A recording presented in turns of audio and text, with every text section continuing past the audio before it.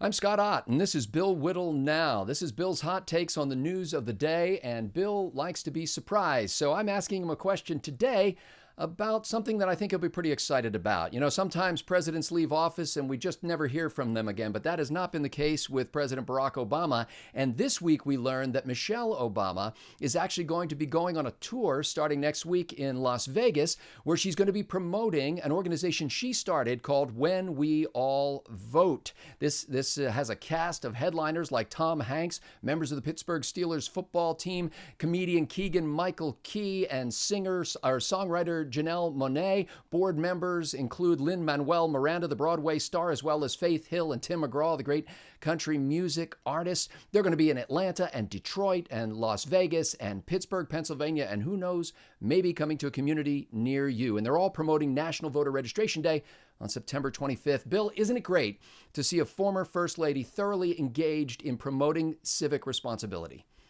Well, yes, heavens forbid that she would do what every other first lady and every other president in American history has done, which is gracefully and quietly retire from the stage so as not to basically trip up the feet of their successor.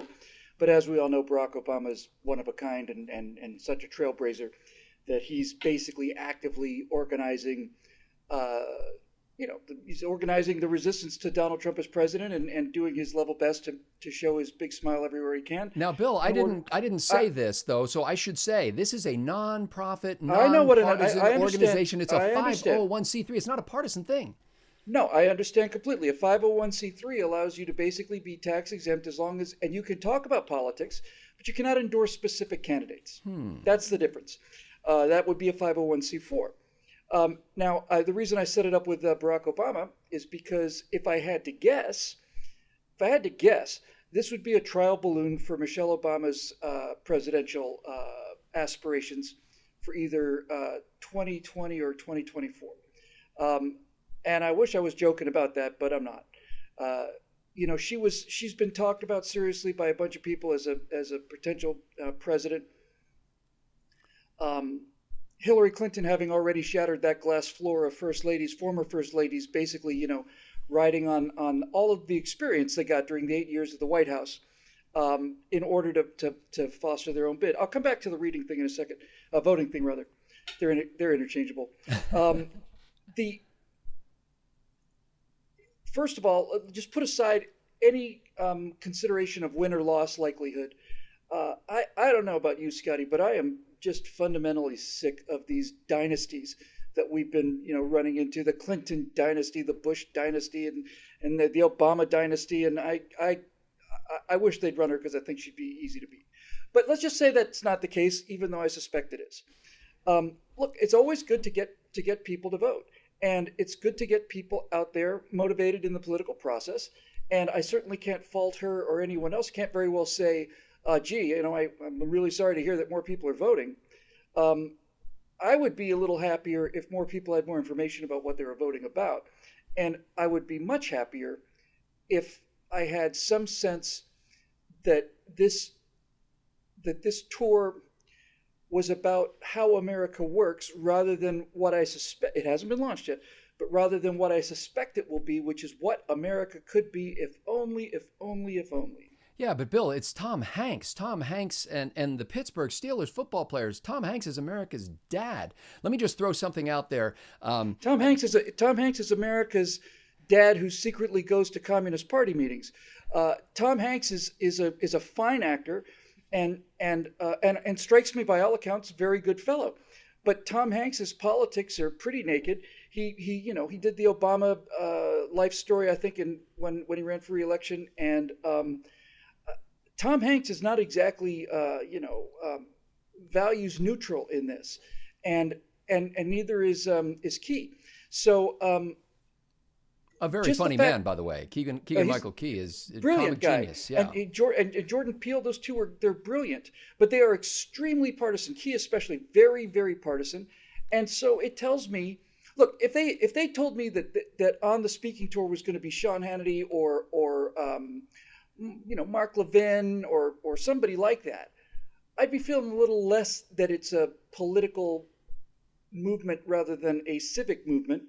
Because I've seen the civic movements that the left puts on, and they end up in things like nonprofits like Acorn and and Rock the Vote and all the rest of this stuff that is run by left-wing groups in order to influence people to go out and vote Democrat. So quick yes or no answer to this. Laura Bush gets up on stage and hugs Michelle Obama at this Las Vegas rally. You're okay with that then?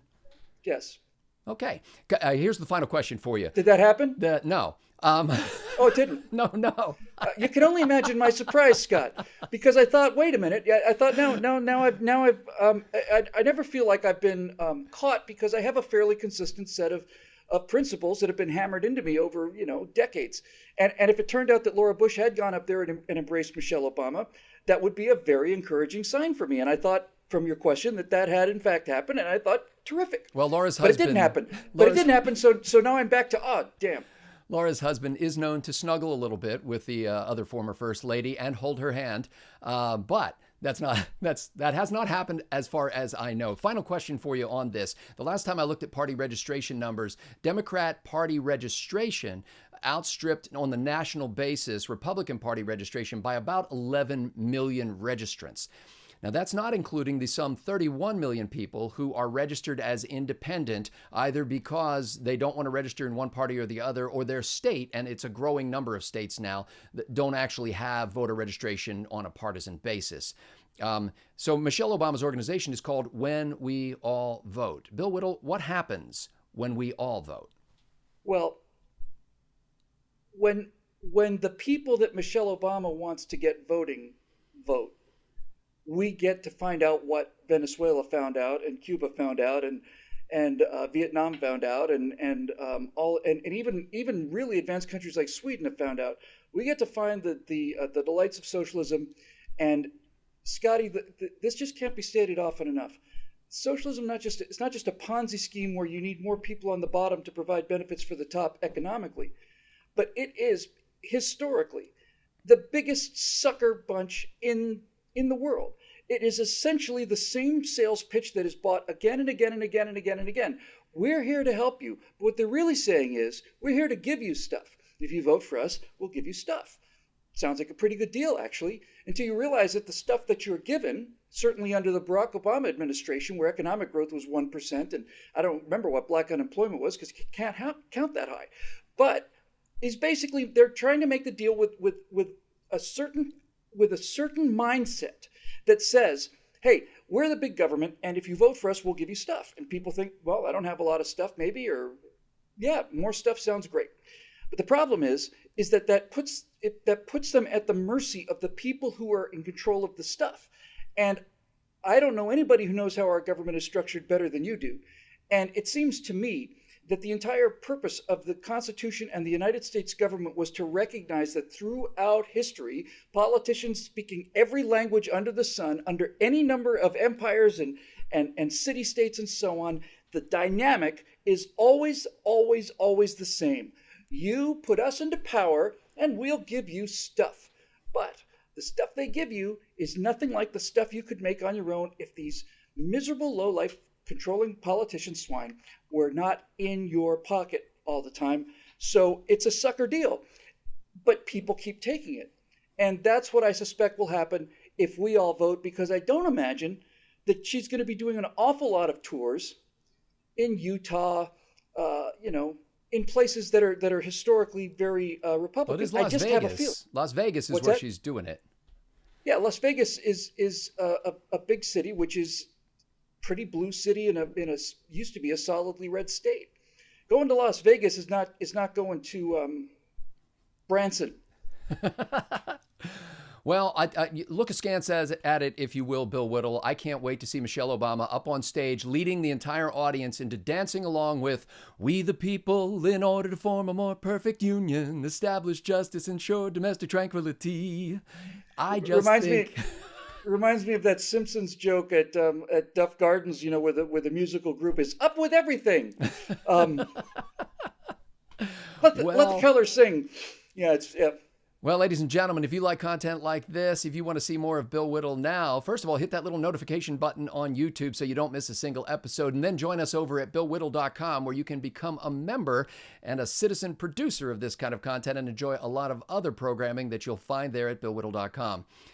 For Bill Whittle, I'm Scott Ott. Thanks to the members at BillWhittle.com for making this possible.